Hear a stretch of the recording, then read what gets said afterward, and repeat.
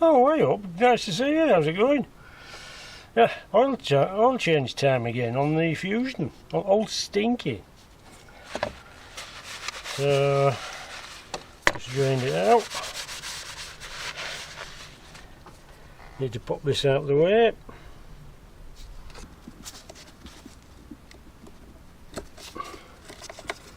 That's that.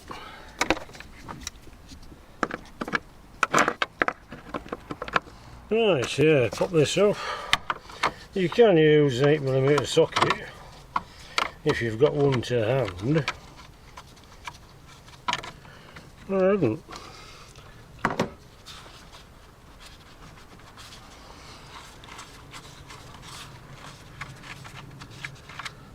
And there.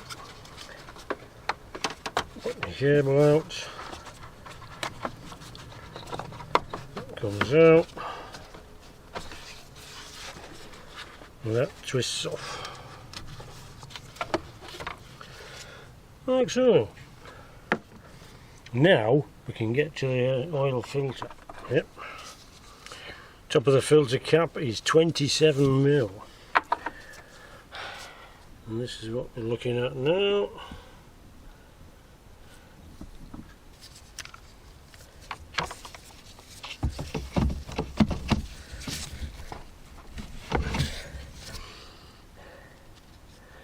Right, one thing to check before you start. See the top of the cap? There, and it matches the rest of the body. If there's a gap there when you finish, then you've got it crossed.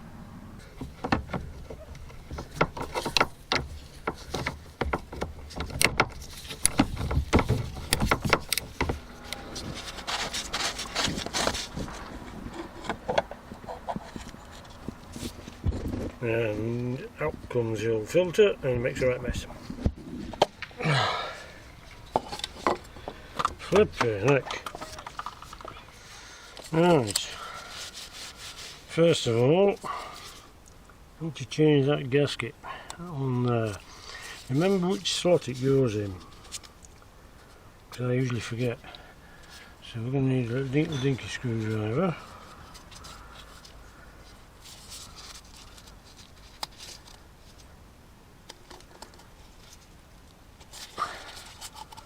And again we might not. Move that.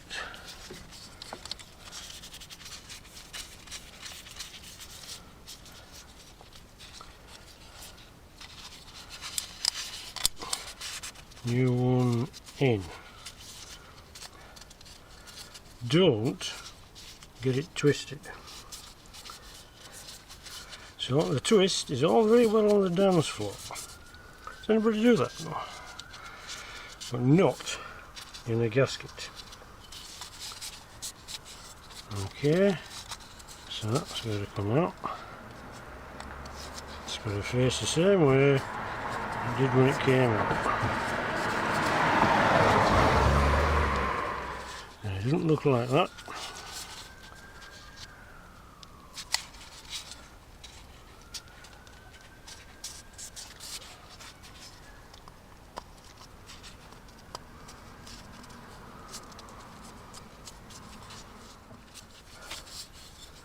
Oh, that.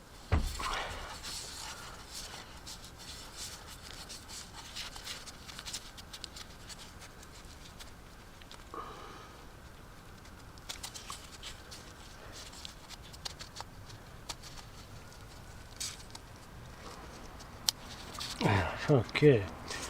You have to go fetch a screwdriver, I like it or not.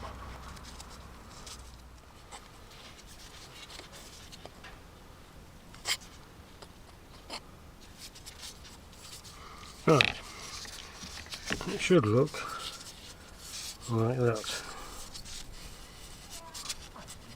It's all pointing the same way. Right, next thing, filter in.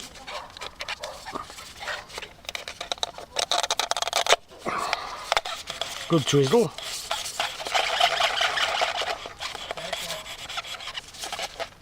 The reason for that is goes in there first. It has to do that.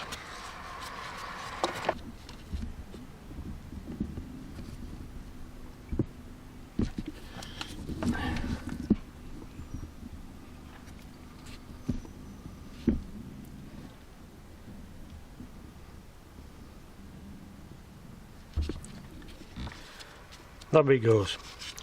Now if you put that in there first, well, you've got to be pretty good to get that in there first time. So what you do, take it out, put the filter in. Now it won't twist, so the little nub is in its hole. Now we can put this on. Now because we did that swizzly bit and made the hole bigger, we now have a more comfortable way of screwing on the cap.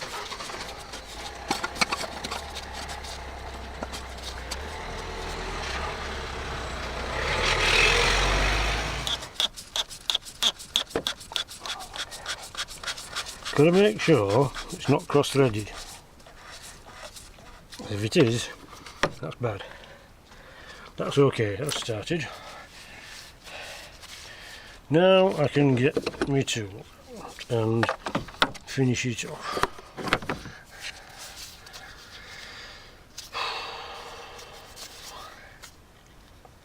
I was going to make it like it was raining, but instead went against the norm.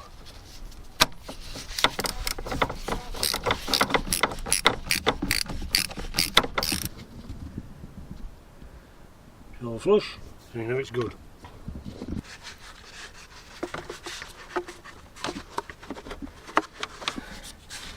Goes in there. Goes in there.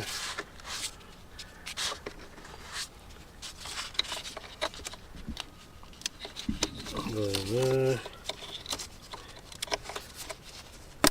Goes in there, that's important. And we put the nut back in there. Or the ball.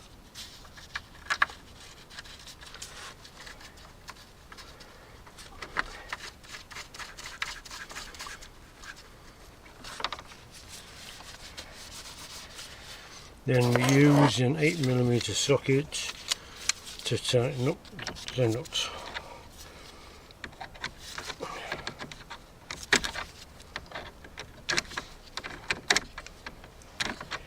And that's it.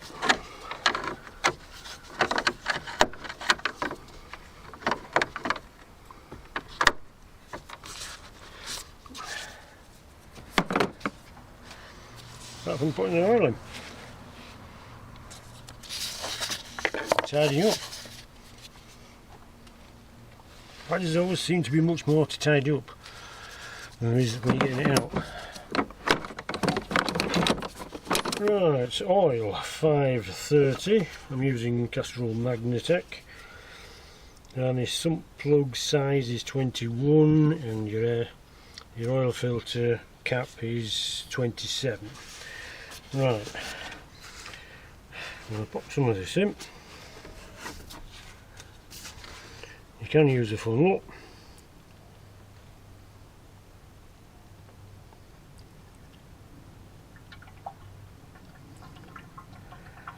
Takes about 4.5 litres. I've got some additive to put in as well, so we don't want to get giddy. So I'll pull that off there. Okay, so you might be thinking, well, if you've been following Old Stinky, you'll know he's knackered. The cams are a special low lift cam, the rest of the engine's probably in the same shape. And you might be thinking to yourself, why are we spending all this money on good oil, putting it into a crap engine? Well, a couple of things. There's no resale value in Stinky, we couldn't sell him because he's knackered. So we might as well keep it. And if we're going to keep it, we need to make it run as long as possible. And to do that, we need to change the oil. Because the more the engine's worn, the more bits are floating about, the more it's going to increase its own wear. So if you change the oil regularly, it should last a little bit longer. In my opinion, the way I see it, anyway. Right. Pick up the dipstick.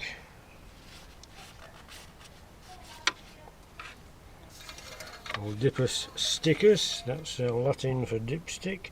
That's nearly full. Right, can't put any more in there until we put the additive in. Right, my additive of choice is this stuff. I'm not sponsored, there's no sort of sponsorship at all, even though there should be because I use tons of it. Well, there's not a lot of point in sponsorship because it's old tech now. It's good stuff, but it's only for old clunking engines. You can't use it in HUEIs or IEs, or anything with a VVT. Anything with variable valve timing is a no-no. So it's alright for old clunkers, old petrols, diesels, even two-stroke apparently. But you can't use it in new modern stuff, so it's basically old tech. And put that in. And as soon as it goes in, oh, that's black straight off. Yeah, that's a new black oil lump. It's you add 250 millilitres for each 1000 cc. This is 1.4, so that's well, put the can is 400 millilitres. I just chuck the lot in. The can is 25 quid, so it's not cheap. But then, and it's cheaper than a new engine. Well, like I say, you don't use it in TD5s either. They don't work. Not sure all the goodies have gone in. It's actually a blue colour. Didn't look blue when it came out, did it? Anyway, that's that. So that's gone in. Now, thing is, once you put this stuff in, you've got to fire the car up and leave it running or go for a drive because you've got to get it mixed around in the oil. One time. There's the oil, there it is. There it goes. Oh, the light goes off pretty quick for a worn engine. Anyway, this is going to have to run for a while now, a good half hour. And my driver door's open as well. Thanks for telling me, which is good because I've got my leg out. I'm glad you told me about that. Right, and that's that. Old Stinky has some new oil with some new additive and whoopee! Yeah, so it's quite an expensive oil change, but like I say, the more worn the engine is, the more often you have to change the oil, in my opinion, to get all the little nasty bits out, which are going to cause further damage. But there you go. So we're keeping it. Can't sell it. Don't want to scrap it yet. Run it for as long as possible. That's what it's all about. That's what the game is now. Run it for as long as possible. And if this stuff works, which it does because I've used it before.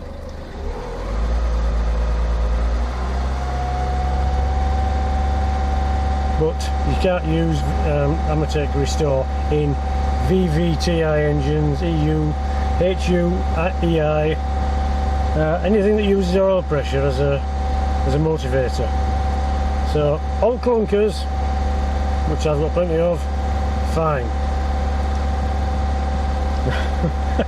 But not TD5s either. So there's no easy fix unless they have the 200 or 300 TDI. They'll be okay in them.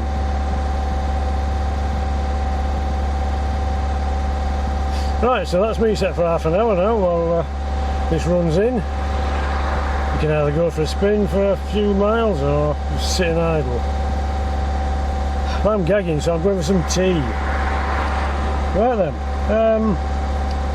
one thing I've been made aware of, which I didn't know, if I'm watching somebody's video, I consider it polite to watch all the way to the end. Yeah, because that's how I was brought up. You watch the whole thing and then you wait for whoever's on to say ta-da.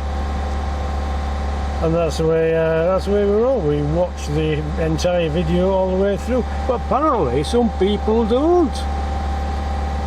Can you believe it? No, you don't wait until the last bit where the character says, "Don't get lost or squashed, I'll see you in a bit." No, you skip out halfway through. What's going on there? What's the point of that? Now, if you're halfway through a job and you need to know how to look at something really quickly, then you go into YouTube, look at a bit you want. Fair enough. But if you're watching for the whole bit, then watch for the whole bit. It's rude not to, in my book anyway.